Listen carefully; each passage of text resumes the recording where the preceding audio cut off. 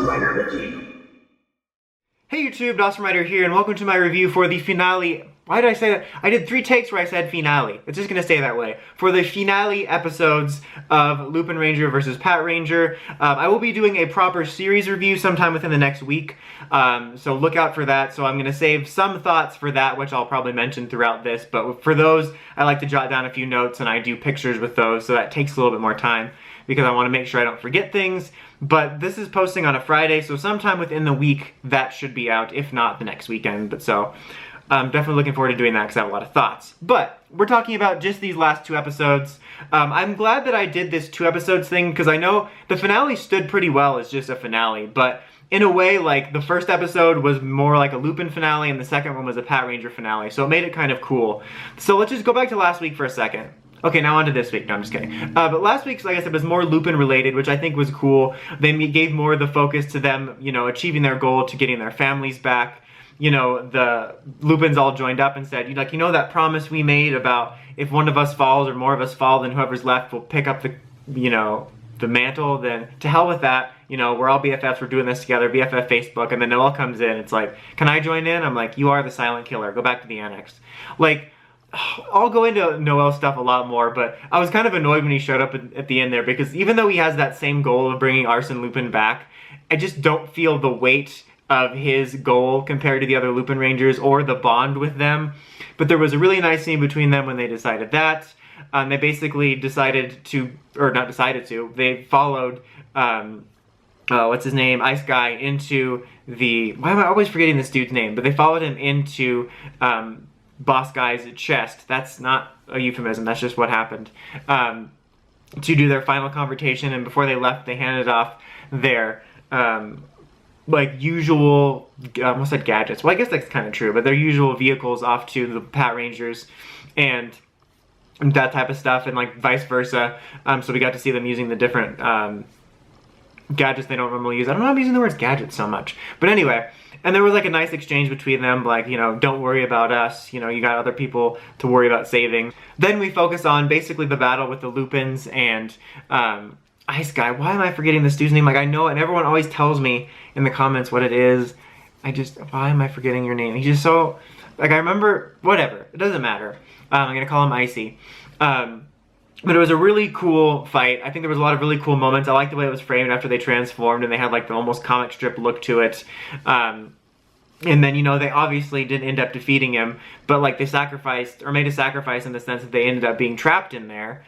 But, you know, it was worth it to them because by defeating him, they freed their loved ones. And then that kind of leads into this week where, like, the first two-thirds of the episode, excuse me, was much more about, like, the Patrangers finale, and the last third, I think, was just an overall good wrap-up for everybody. But basically, like, the Lupinrangers' goal was to get their family back. They defeated our guy. And the Patrangers' goal is just to protect everyone. So they're fighting Darnagio or whatever, the boss guy. So it's all about protecting everyone and fighting. And it was a really cool fight. It was really intense. There was lots of really awesome stuff in it. We got to see Lupin X using the Victory Striker, or Patron X, excuse me, which I always kind of, when those were first revealed, I was like, I kind of liked the idea of Gold having like a silver armor and then Silver having a gold armor, but it doesn't look as good as the other one, in my opinion. But more importantly, we finally got to see Keiichiro using the Siren Striker. Like, I think that's what it always was fully intended to be. It did make it a little bit extra satisfying that we got to see that in the finale, just given everything, which is something I'll talk about in the series review, but it was still a really cool moment. It was really, like, just a good moment for the Patrangers, and we got to see their helmetless roll call, which is always super cool. I always geek out over that, you know. It's one of those things when with roll calls, it's like one of those objective things that, you know, like, this is kind of weird and dorky. Like, I can see why people don't like this. This is kind of dumb, and then it happens, and you're like, they're doing the roll call.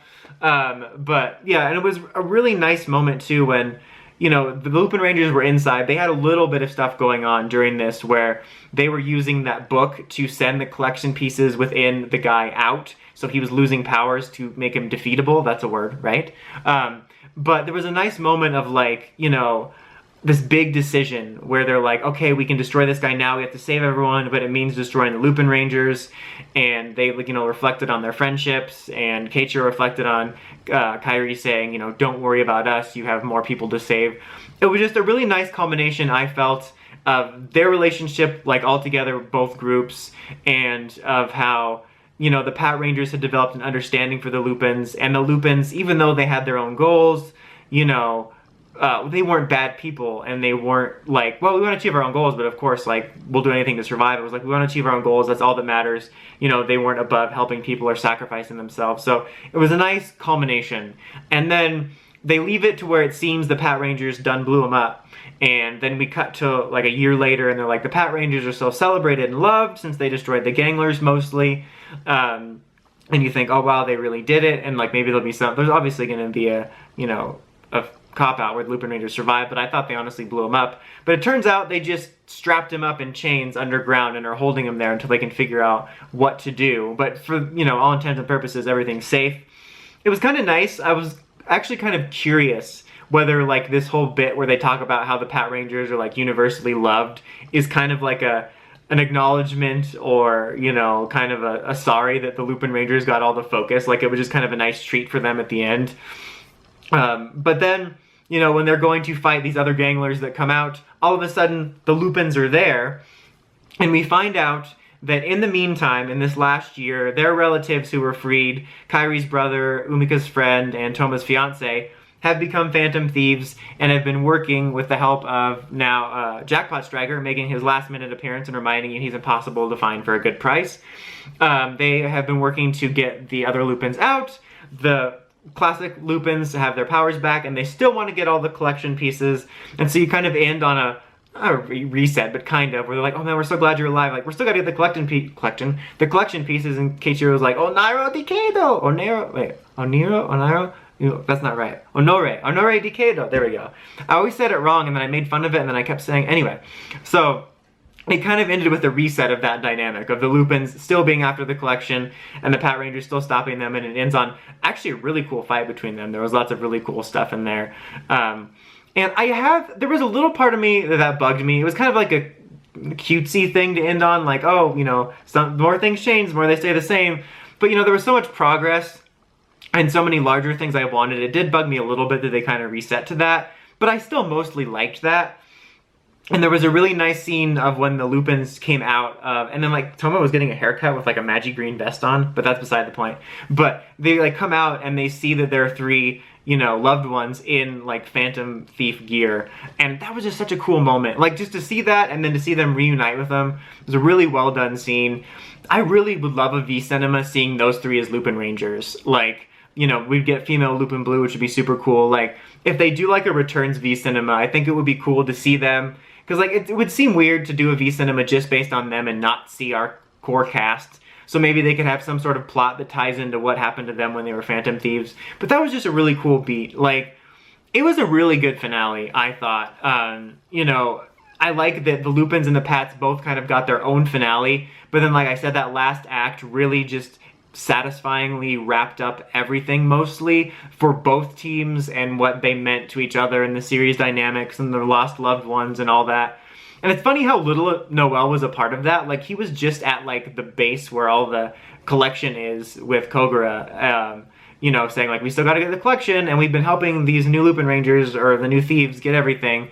And so, like, obviously they'd still have to get the collection for Arson Lupins, but it's funny, that's something I'll definitely talk about in the series review, how removed Noel was, and how happy I was about that, because I was really glad he didn't go into the safe with him, because I felt that the moment of defeating our icy guy was the Lupinrangers moment, you know, not his. And so, but yeah, I thought it was just the last episode specifically, I thought was one of the strongest finales I've seen, instead of just really bringing everything to a conclusion in a nice way that felt good for both teams, felt true to the spirit of the series, felt very emotionally satisfying for them reuniting with their loved ones. I definitely had some nitpicks, like I said, about like it kind of resetting there at the end, and there is some loose ends. Like, there wasn't a ton of plots in this series. Like, the basic plot was save everyone from the Ganglers, get collection, get our relatives back from Icy Guy. So those were wrapped up, except for the Lupin collection. That's what I mean, though, is that there's a couple plot threads and a couple character things that I think that they opened up that were never fully resolved, but I'll get into that in the series review. But I thought this ended very strong.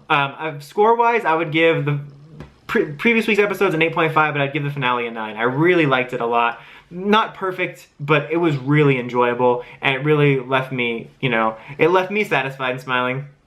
But anyway, like, yeah, I really enjoyed it a lot. I am going to miss this series. Like I said, the series review is on the way within the week, and I'll be able to get into some more detailed thoughts, because I didn't want to bog down these episodes' thoughts with just overall thoughts about the whole series. And then we have a few weeks of Super Sentai battle reviews before we get into Ryusoulger. The handoff was really cool because we ended with the two teams fighting, and then we pick up in the handoff with Lupin Red and Patranger Ichigo fighting, and they're interrupted by Ryusoul Red, which was kind of a neat way to do it. But yeah, look forward to those reviews and probably more Beast Morphers news, because that just keeps rolling out. And until next time, don't forget to like, comment, subscribe for more Power Rangers news and Toku news and toy reviews and all those fun stuffs. Until next time, I already said that, but until next time, Dawson Rider, signing